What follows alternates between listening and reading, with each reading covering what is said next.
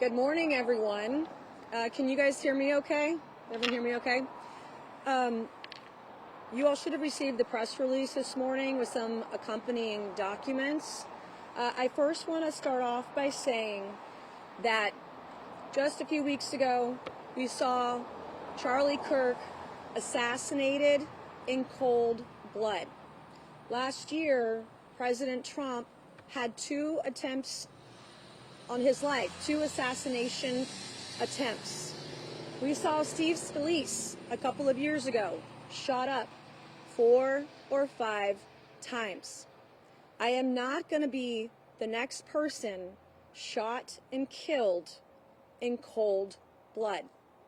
I take my safety of myself, of my children, of my family, of my employees very seriously. On average, I receive over 1,300 credible threats a year. That is not an exaggeration. It's actually a very conservative estimate and is likely far higher than that. We receive so many credible threats, we simply cannot keep up with them. Last Thursday morning, I absolutely 100% confronted the airport employees who put my safety at risk. Did I drop an F-bomb? I hope I did. Did I call them incompetent? If I didn't, they absolutely earned it. And so today, I want you to know that the press, you guys in the fake news, have omitted many details, and by doing so, you are lying to the people about what actually has transpired here. I have had over 24 security breaches at the Charleston International Airport so far this year. We haven't even made it a full year yet, and I have personally had over 24 security breaches at this airport. In the information that you all and the material you're getting today, you will see some of that detailed. At the airport, my children have been targeted. At the airport, I've had employees targeted. At the airport, I personally have been targeted. So, number one, for those that have protected me, that have kept me safe, the ones at TSA and the local officers at the airport, there are some really good guys and gals that have done an extremely good job. But there are some bad apples at the airport, and I'm going to start at the top with the airport CEO, Elliot Summey, who is well aware of these security breaches and has done nothing to ensure my safety. And in fact, last week, as Elliot Summey and the airport tried to, as fast as they can, compromise my safety, they leaked video of the vehicle of which I am sometimes dropped off at the airport, compromising my safety and compromising the safety of my employee, who has now been doxxed, and her car has been doxxed. The airport, under Elliot Summey's leadership, if we can call it that, I wouldn't call it that, but under Elliot Summey last week, the airport rushed to compromise my safety by releasing the location of where I am normally dropped off when I am traveling alone. In the video that was released last week, it was a limited video that was cut and that did not show the full picture. I have FOIA'd the airport. I have FOIA'd the airport for all video, from start to finish. Show exactly what happened from the moment I got out of my car alone in the dark to the time that I got to the gate. I have requested all body cam footage. If you want to watch me drop the F word for the 50th time in my life, have at it. Enjoy it. It'll be good. But what I will not do is I will not continue to allow or tolerate mediocre safety and security at the Charleston International Airport. This is the only airport in the country where I have had security breaches. I have traveled through 4 different airports in the last 5 days. Not a single security incident at a single one of those airports. I have had incidences at airports across the country, however, and I have watched as law enforcement swiftly came in, swooped in to protect me. I had an incident in Chicago earlier this year where a man followed me through the airport, through the entire airport. When we realized what was going on, Chicago airport security quickly stepped in, they intervened, and they kept me safe. We had an incident at a DC airport in December of last year where a woman tried to have a physical altercation with me. And you know what happened? Capitol Police swiftly stepped in to protect my safety and the safety of those around me. These incidences have multiple witnesses. We have well documented these things. I will not sacrifice my safety for Elliot Summey's laziness, for his incompetence, and those who work for him who refuse to keep people safe. I am very concerned if this is what's going on. To me, what else is going on at the airport from a security operations standpoint? The other thing I want to mention is that these incident reports are almost always used only for people who commit crimes. So why were these filed? This was a complete and total political hit job. And if cursing is a crime, then myself and all of you watching this morning should have been arrested a very long time ago. I am not going to apologize if there's an incompetent government employee at the airport who's expecting an apology this morning. You are not going to get it. My safety and the safety of my family and my employees when we are traveling in high-risk situations is going to be paramount. The other thing that we are doing this morning is, you will see in your press packet, we are releasing some text messages between airport security and my staff. We are also releasing some text messages between myself on my personal device and airport security. You will see multiple times over that they have acknowledged their failures in keeping me safe. They have acknowledged multiple times they did not show up to keep me safe. You will see in the video on Thursday morning, it was dark. No one was there to pick me up and escort me. I was alone. It is a huge safety concern, and I'm not going to tolerate that kind of behavior. The other thing that you all are getting this morning is the TSA memo. And the TSA memo, which is an internal memo, we have done something we don't normally do, which is share some of the threats that we have received, both myself, my family, my employees. In the last year, the number of threats that we have received has grown exponentially. In the last 3 months, we've seen extremely disturbing behavior. 5 of my employees in the last 3 months, between 5 of them, there have been 10 flat tires. Flattened here in Charleston. Most of the tires were flattened via a broken valve. I've never seen anything like it in my life. I've never had 5 employees have 10 flat tires at any point in my tenure. One of the tires of one of my employees had a blade of some type in it. This is all in the last 3 months. One of the other things that you'll see in here is that my personal vehicle was recently doxxed by the Attorney General of South Carolina, Alan Wilson. After my vehicle was doxxed, I have been followed home at least one time from where we are standing right now. I recently, after that, also had another employee who was followed out of the parking lot as well. I've had multiple individuals appear at my office unannounced. I've had multiple people threaten to show up to my office unannounced. We have had bomb threats. You all have been present when we had an evacuation earlier this year because of a suspicious package. I've had property vandalized. Some of you have covered it over the years, where I've had my car keyed. I've had my home broken into. I've had my home spray painted. I've had my home vandalized on a separate occasion as well.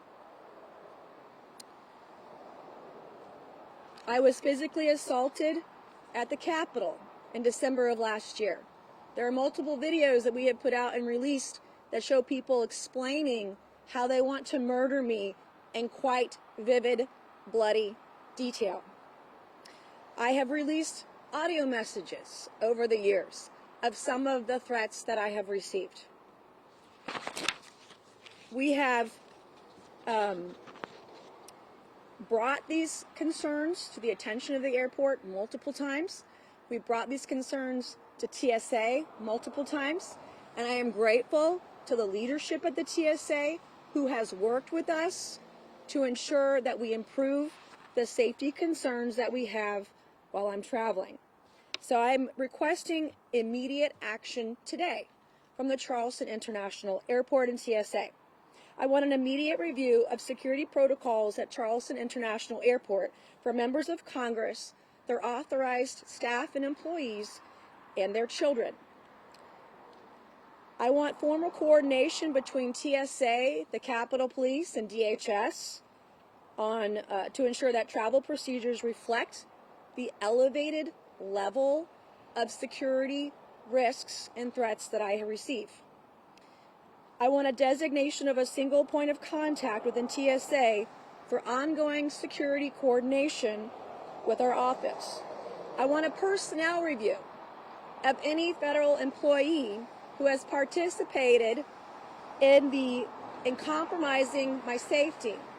I want a formal review of airport staff and employees who have compromised my safety over and over and over again. More than 24 security breaches so far at the airport this year.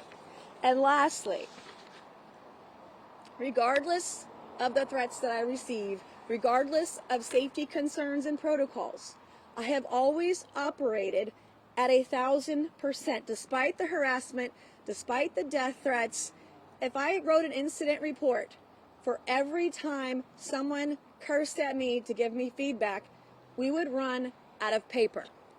I think that this is clearly a political hit job, and we need to spend more time securing the airport than attacking a hardworking conservative member of Congress. And with that, I will take any of your questions. What specifically was erroneous in the incident report? I don't have it in front of me, but in the text messages that you'll see, for example, the airport employees said they were looking for a white vehicle.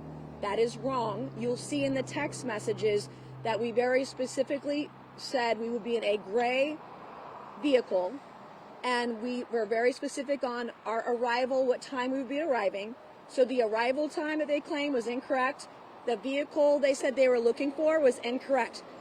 When I came into the airport on Thursday, I was literally the only vehicle getting out at that time. There were no airport security upon my arrival outside the airport entrance where I enter, and there were no security inside the airport where I enter. And what you'll see in the video is that I patiently waited. I asked TSA for help Thursday morning, and TSA was very helpful. They were confused. I was confused, but they were very helpful in trying to figure out who was there. No one knew at TSA what airport security were there, and so they did try to scramble and help me identify who was there and request assistance. Now, the crew member entrance, I think there was something in the incident reports about that as well. In the press release this morning, we have also provided TSA's official policy for federally elected officials that we do enter through the crew member entrance. That is standard operating procedure. There is nothing odd about that. There's nothing unique. I was not denied that, but because of TSA's rules, I can't just walk through flippantly. Like, you have to have a security escort, which is why I was waiting at the TSA crew member checkpoint, because that's where I enter. That's where all federal officials enter. And that's where we go, and that's the policy. So I patiently waited. I asked for assistance, and the TSA employees at the airport Thursday morning were very helpful. What's the other? I don't have it in front of me. The incident report. Am I missing anything else in terms of some of the information that was incorrect? So they stated over 6 times in the incident report that they were looking for a white BMW because that's what they said that pulled them to the rider. And you'll see in the documentation you were provided this morning, that's completely inaccurate. Whether that's intentionally a lie or a false statement or they're incompetent, I don't know, but we were very clear on what vehicle, what time, where I would be. The other thing I want to mention is that they have repeatedly compromised my safety by releasing the video of the vehicle that I was in, doxes that vehicle. They also released the location of where I get dropped off. So the irony here that this is an airport trying to keep me safe and secure when they are actually compromising my safety and security is egregious. It is unforgivable. And when I'm governor, if there is a government employee or a government worker or a government executive like Elliot Summey, who is incompetent, who is lazy, who puts people's safety at risk, you will be fired on the spot. I have no tolerance for mediocrity. I have no tolerance for people who refuse to do their job. And yes, I will absolutely 100% call you out for being incompetent. That is a fact. I have done it multiple times over, and I will do it again if I have to. And when I'm governor, if I find a single government employee who's incompetent or corrupt or lazy, you're going to be fired right away. Congresswoman, when you arrived at the airport and you saw that you did not have the usual security waiting for you outside at the curb, why did you get out of the vehicle instead of contacting? We did contact airport security, where they refused to answer the phone calls and text messages. So you'll see some of the text. There were some texts finally, but you'll see missed phone calls where we tried and attempted to call security. You will see airport security, I believe, apologize for not taking the phone calls, but I also had a flight to catch. And so my thing was and again, we've had over 24 security breaches at the airport. When this happens, I usually go to the TSA checkpoint because at least there's somebody there. And I go and I ask for assistance and I ask for help. When airport security, when Charleston International Airport is not responding to me or my employees, we go there and we ask and request assistance, which is what I did Thursday morning. I requested assistance from multiple TSA agents and also another security guard who was there who had one of the drug dogs there. I did pass by somebody and I did ask for his help. I said, hey, can you call down to the security? No one's responding to us. I need to, get through and appreciate the assistance. So everyone said that they would try to find them, but it took several minutes, and that's not okay. This is the only airport, and I'm the only elected official that I'm aware of that has been targeted by the airport and has these kinds of security breaches. There's no other airport in the world where I have had this kind of thing happen. Again, I flew through 4 airports in the last 5 days. Everything went on without incident. Everybody was there. All the police and law enforcement did their job, did they were supposed to do. It went extremely well. So this is unique to this airport. It is unique to me, and it will not be tolerated, which is why I'm demanding a personnel review and that I want this fixed. I don't currently feel safe flying through that airport, particularly after the airport compromised my security by doxing the vehicle and doxing and sharing with everyone where I get dropped off. It does not feel safe, and that is deeply concerning to me. The other thing I want to mention too is that some of my opponents in the race for governor are applauding a security breach at the airport. Like, what the hell is wrong with you that you are celebrating someone's safety, someone who gets over 1,300 credible threats a year? You are celebrating my life being at risk, my safety being at risk. That should be disqualifying for anyone running for governor. I want people in South Carolina traveling through all of our airports to be safe, and that's what this is about. Congresswoman, you mentioned some other airports where you've been confronted by people Correct. or followed.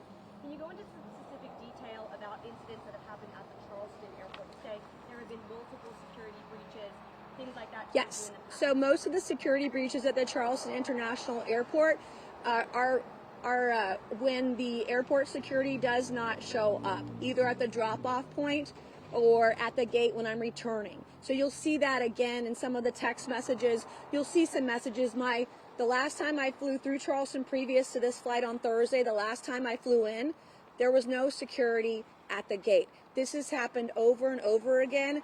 The security breaches are typically when they don't show up after we've coordinated it with our office and my team on what time I'm arriving, when I'm arriving, how I'm arriving, where I'm arriving, what vehicle I'm in. For security reasons, we change and alternate the vehicles that I travel in. So because Alan Wilson docks my personal vehicle, we're very careful about what vehicles we use, where we use them, how they use them, because of the security threats. And so now I've got another vehicle that's been doxed.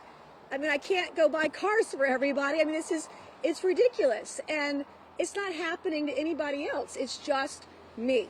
And I want to know why. Can you be specific on or can you just clarify who it is that you're calling incompetent, who needs a review? I think I've been very clear. Staff, or are you also criticizing TSA, who, as you know, right now are not being paid? Well, this incident on Thursday, I'm not being paid either, by the way. If TSA is not being paid, I'm not getting paid. If our troops aren't getting paid, I'm not getting paid.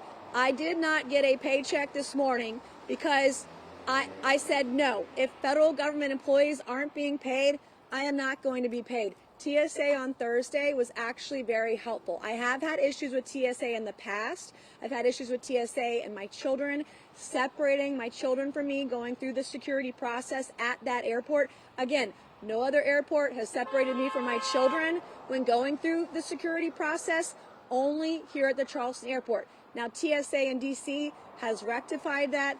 TSA has been wonderful. They've been very good to us, but we have had issues with my employees traveling with me and my children in the past with TSA, but it was quickly rectified because of new leadership under President Trump. President Trump's new leadership at TSA has been very good about correcting those issues with TSA in the past. That's not been the issue, the bulk of the issue. The bulk of the issue now and has been the local airport. So I blame Elliott Summey, the CEO of the airport, because leadership starts at the top. He has been well aware of these issues, as has the security team at the airport. You will see in the text messages that we're releasing to you today, you will see apologies for not showing up for the job they were hired to do. So if you don't want to show up to work and you are paid by South Carolina's government, when I'm governor, you're going to be fired. I don't care who you are. I don't care what position it is. We have many men and women in uniform who serve proudly, who are professional, and who enjoy doing the work. And I've had many great interactions with local security here in Charleston, but leadership starts at the top. This is not okay. It is not safe. I don't feel safe. And now my security and my safety has been further compromised by Elliott Summey and the airport.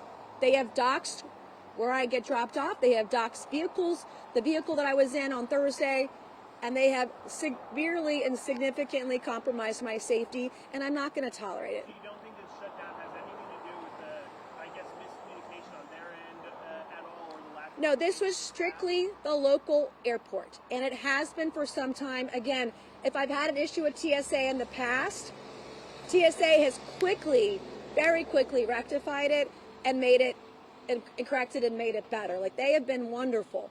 This is strictly the local airport. It is the only airport in the world where I have these kinds of issues. And I'm the only person that travels through this airport that I'm aware of that has these kinds of issues. So when I say that, does it feel targeted? Absolutely. But am I going to sit here and take it like a doormat and be walked all over? Absolutely not. I will not. Some folks may not know what that is. What is the reasonable expectation of privacy when you are a public official and you are campaigning across the state, even the country, and you're running for governor? Where is that delineation of someone documenting something that anyone can see, a reasonable expectation of privacy versus documenting you as a public Well, I see it as, well, I mean, if I show up somewhere, you're free to film or photograph. People do it all the time. But there is an inherent risk to my safety when it happens. And to have the airport actively participate in compromising my safety, I find extremely egregious. So, you know, to have the Attorney General, again, compromise my safety and that there has been fallout from it. I have been followed home in my personal vehicle in the weeks after Attorney General Alan Wilson posted my vehicle all over social media. So it is a problem. I mean, obviously there's a balance here, and I'm not filming, whatever. I don't know what people's obsession is with filming me or photographing me. Have at it. But it does compromise my safety, and that's why I'm doing this press conference this morning to point out and place some blame here. I want accountability. For those who have compromised my safety, they should not have a job at the airport. If the airport leadership won't protect me, they need to be replaced by individuals who will. And I, furthermore, am very concerned about the overall operations of security at the airport who can't do a very minor executive detail. Like, if you can't show up to do a detail, what else are you not showing up to do? This isn't hard work. And again, it's only a handful of people, and I blame the top, starting with Elliot Summey. Are you saying you'd like to see those 2 or 3 aviation authority officers that were assigned to escort you, you'd like to see them disciplined? I want a review of the behavior. I want to know what's going on, which is why I am FOIA-ing the airport for everything. They selectively released video, not all of the video, but only selected portions of video that show me waiting at TSA. It says nothing. Just, I want I want everything. And I want to know why this continues to happen. I want to know why it's happened more than 24 times this year. I've had security breaches at this airport alone, and I want to know why. And anyone who's responsible for these security breaches needs to be fired. 100%. You also said that leadership starts at the top. Correct. Can be true at once, Congresswoman, with real frustrations and concerns about security, but also the way you behave. Why are you not apologizing for the way that you behave? Okay. I have just said it till I'm blue in the face. My safety has been put at risk over 24 times at this airport. I am frustrated. I am absolutely pissed off. And I'm going to let people know that this is not professional. It's not okay. It's wrong. My safety was put at risk. We have seen 2 assassination attempts on the president. We saw Charlie Kirk assassinated in cold blood. Steve Scalise shot up 4 or 5 times. I get over 1,300 credible threats per year. I have 2 guys here this morning who are armed and locked and loaded. It's this way for a reason. And I'm not going to apologize for asking to be safe. Like, I should be able to be safe when I'm traveling. And if you're going to be incompetent and not do that, I am 100% going to call you out. And when I'm governor, if I find out that this behavior is continuing in any government agency at any level, top to bottom, when I'm governor, I will fire people for being incompetent. I will fire people for being lazy. I will fire people for being corrupt. I will fire people for not doing their job. Leadership starts up here, and they have to take responsibility for the over 24 security breaches I have had at that airport. It doesn't happen anywhere else. Have you had this reaction to this lapse in security before? But Correct, I have. Engaged with this type of language of frustration? Well, I don't know what language I'm using. I have once previously expressed frustration to Sergeant Sullivan within the last 2 months in the airport. This was the second time I expressed my frustration. Did I drop an F-bomb? I hope so. Did I call them incompetent? I hope I did, because they earned it. So I am not going to apologize for holding people accountable for their work product. I'm just not going to do it. I, again, have had over 24 security breaches at this airport so far this year, and we're only 10 months in, basically, to this year. I've had over 24 security breaches. If that doesn't make you go, huh, I don't know what else will. I do not feel safe flying through the Charleston airport. I don't feel safe by the way this has been handled. And I'm not going to compromise my safety of my employees when they travel with me, the safety of my children when they travel with me. Safety is not, I'm not going to compromise on that. I'm not going to allow mediocre government employees to put my life at risk. That's not ever going to be tolerated with me as a member of Congress or with me as the future governor of South Carolina. I want the best, the brightest, the hardest working, the proudest, and there are some really great guys and gals at the airport, but again, there are a few bad apples that have to go. Congresswoman, what's the airport's response been when you brought these concerns to them? You said you brought them to them before. You'll see it in the text messages. They take responsibility for it generally and promise to do better and then never do anything. And so I am tired of it. I am frustrated. I am absolutely pissed off about it, and I'm not going to tolerate it. And I've been dealing with these issues privately with the airport, so maybe this is a good thing that this happened and it is so public, because maybe they will finally change their tune and do the right thing for safety at the airport. So maybe I believe this will end up being a good thing overall. Have you talked to any members of the board at the airport? I have not, and I don't trust anybody over there. I missed several phone calls from Elliot Summy this morning and a text, and he is not getting a response from me. He can deal with TSA and my staff. I will not. I'm out of it, and hopefully they will do better. And I'm hoping that by being so public about this, that they will change their policies and keep people safe at the airport. I do not feel safe for over 24 reasons, and would not have publicly come out if they had not played this political game. This was a political hit job, and again, my safety shouldn't be political, and I find it ridiculous. I find it incompetent, and I'm just not going to tolerate it. If leadership starts at the top, though, shouldn't you sit down with Elliot Summy to have these conversations? I have had these conversations with him in the past. I've had these conversations with airport security. The ball is in their hands to fix the problem. We are dealing with TSA, and we have requested TSA's assistance. They have been wonderful, and we will continue to do so. But until they are willing to acknowledge the problem, until they are willing to apologize for the problem, and until they are willing to fix the problem, I have nothing more to say to Elliot Summy other than you're fired when I'm governor. All right, is that it? Okay, thank you so much, guys. And then one more thing I'm going to add. We also have audio that we are getting that we will also release either today or tomorrow. It'll be audio between my employees and airport security. So we're going to be very transparent about everything. So thank you very much. I appreciate it.